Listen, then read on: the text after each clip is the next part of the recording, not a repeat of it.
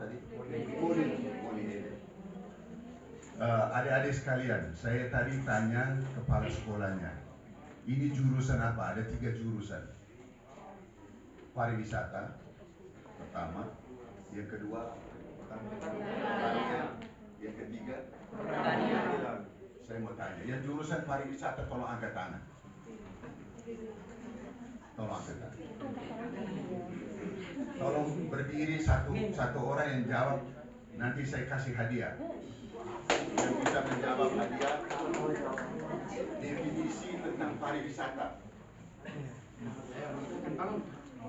Siapa yang bisa berikan definisi mengenai pariwisata secara komprehensif? Coba. Siapa? Dapat hadiah. Ayo. Hadiahnya Rp500.000.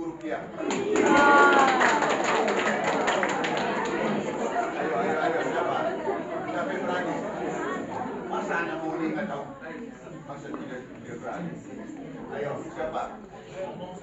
Ngomong saja, salah benar nggak? Salah benar tidak masalah. Ini siapa? Siapa? Ayo, cepat, ayo. Ayo, bangun, siapa? Ayo, sini. Berani. Ayo, bangun.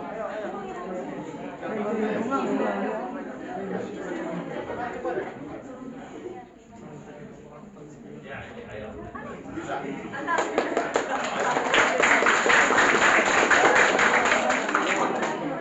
Sederhana adalah imajinasi kebahagiaan.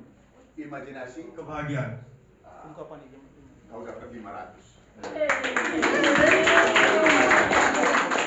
Tidak lengkap dari 300.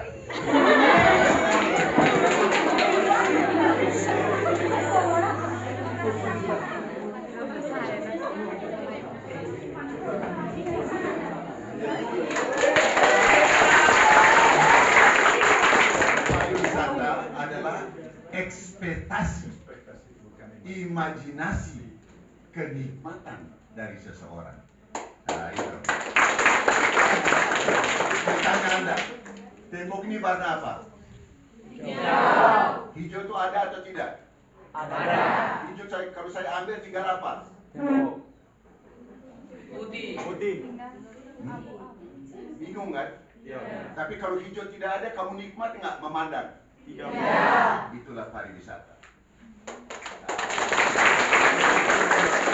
Pariwisata itu adalah ekspektasi dari diri sendiri untuk melakukan imajinasi. Kalau saya menjalankan sesuatu ini, saya lihat ini, berarti saya mendapat kenikmatan yang luar biasa, yang namanya kepuasan batin dan lahiriah.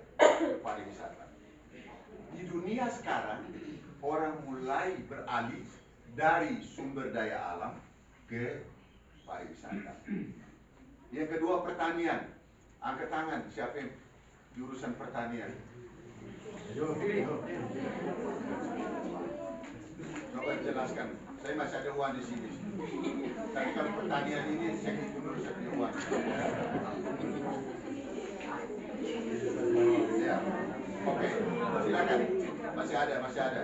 Silakan. Pertanian itu apa? Silakan. Berdiri aja.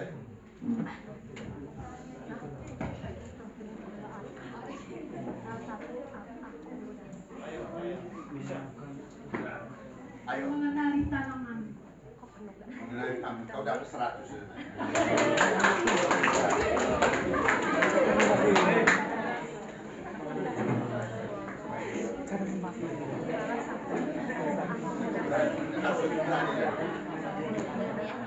Ini ada yang sekalian.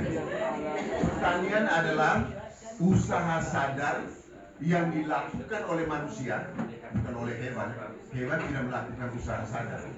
Usaha sadar yang dilakukan oleh manusia untuk menghasilkan sesuatu dengan puas dan memuaskan sambil memelihara segi jasmani dan rohani.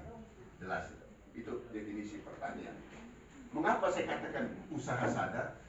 Manusia mulai dari zaman purbakala dia selalu melakukan perfeksi, modernisasi pertanian dari tradisional menjadi modern. Karena ini usaha sadar dari manusia, Maka supaya kalian bisa melakukan modernisasi adalah sekolah ini. Sekolah ini memberikan Anda supaya bisa melakukan modernisasi dari bertanam, bercocok tanam tadi. Gitu. Nah, oke. Satu jurusan lagi, jurusan apa tadi? Baik, perhotelan, baik. Siapa yang berani di perhotel saya dulu? Mari, silakan. Ini yang pemuda ini, Mas. Saya masih ada uang. Oh, masih ada, silakan. Silakan. Perhotelan adalah suatu akomodasi yang menyediakan tempat tinggal berupa penginapan dan makanan dan minuman. Oke. Sekian dan terima kasih. Baik. Kalau ini baru dapat 100, mau dapat 200 nggak? Dapat 200, oke. Hotel itu dibutuh nggak dalam pariwisata?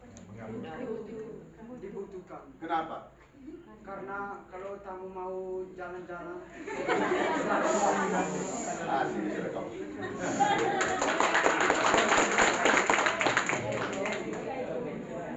Baik.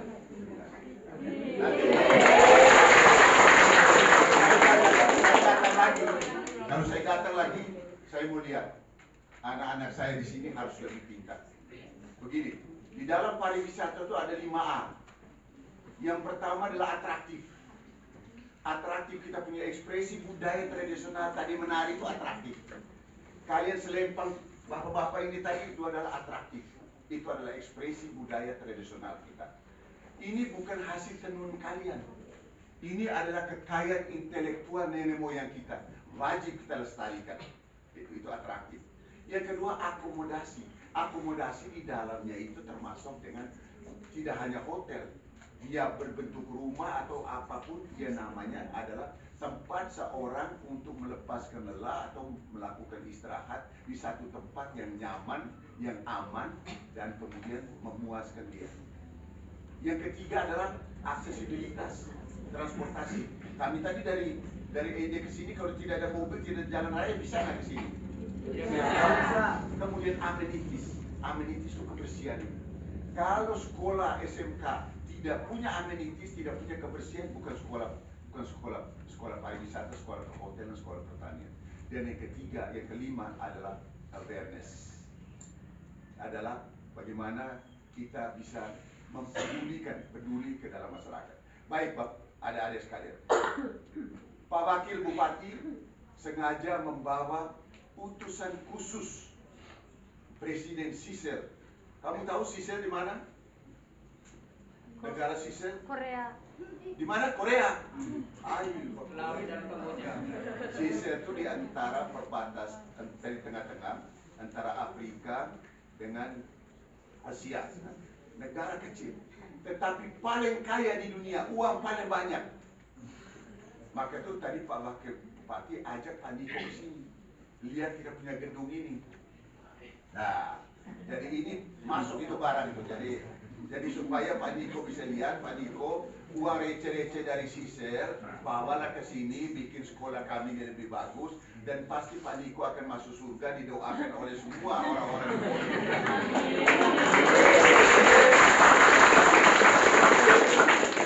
Kalau gedung ini berapa kecil untuk Pak Niko di Seychelles, uang seluruh dunia itu taruh uangnya di Seychelles. Luar biasa. Yang kedua, saya juga bawa Pak Dato. Pak Dato ini bisa bahasa Indonesia juga. Pak Dato Sekjen ASEAN. Jadi Pak Dato mungkin ada program-program pariwisata untuk pertukaran pelajar di ASEAN, mau ke Brunei atau ke Laos tadi, Laos masih di mobil, ke Birma, Myanmar, ke Thailand. Mungkin anak-anak saya ini bisa ke sana untuk studi banding. Itu tujuan kami datang di sini. Gitu. Jadi anak-anak sekalian, terima kasih. Kita boleh miskin harta, tetapi kaya martabat.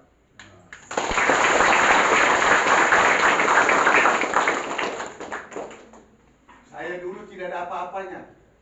Dari sekolah tidak laku di END itu semua, tapi saya bisa sekolah sampai di negeri Belanda. Kenapa? Karena nekat. Nekat, martabat, kejujuran, ketulusan, ketaatan, itu harus penting. Dan iman yang kuat. Bagi beragama muslim harus bisa bisa sholat, bagi yang beragama Kristen, Katolik harus bisa berdoa. Siapa yang tidak bisa berdoa di sini? Siapa yang beragama Katolik, angkat tangan. Ada semua. Tolong atas nama Bapak pakai bahasa Arab.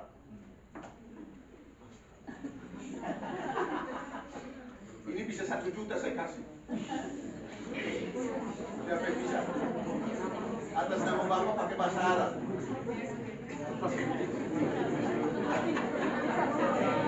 Alhamdulillah, uang saya tetap di satu. Kena tetap di satu, saya kasih contoh. Bismillah wal ibni ruhil kudusi ilahu wakil amin. Demi nama Bapa, Putra, Roh Kudus, Allah yang Esa, amin. Sama. Jadi jangan membeda-bedakan suku, ras, dan agama, karena kita adalah satu. Itu di sekolah di sini harus kita kembangkan gitu. Jangan pisah-pisahkan, jangan beda-bedakan satu sama lain. Saya kira itu aja, anak-anakku sekalian, Bapak Guru, Ibu Guru, kalian punya jasa sangat luar biasa. Tapi aku yakin bahwa kalian akan diterima di situ kalau seandainya Tuhan memanggil kalian. Tetapi Tuhan belum panggil, karena anak-anak belum pintar semua jadi sekolah. Ajar dulu anak-anaknya semua. Saya kira itu aja. Oh, saya lupa tadi ada saya punya kepala dinas juga, kepala dinas PLNK, kepala dinas dari dari PLNK dari kabupaten, adik saya wakil bupati, kemudian kepala sekolah, semua di luar juga ada yang dari Laos dan dari mana-mana. Saya kira Pak Niko ada yang mau speech sedikit aja Pak Niko. Udah bilang aja mau kasih duit udah.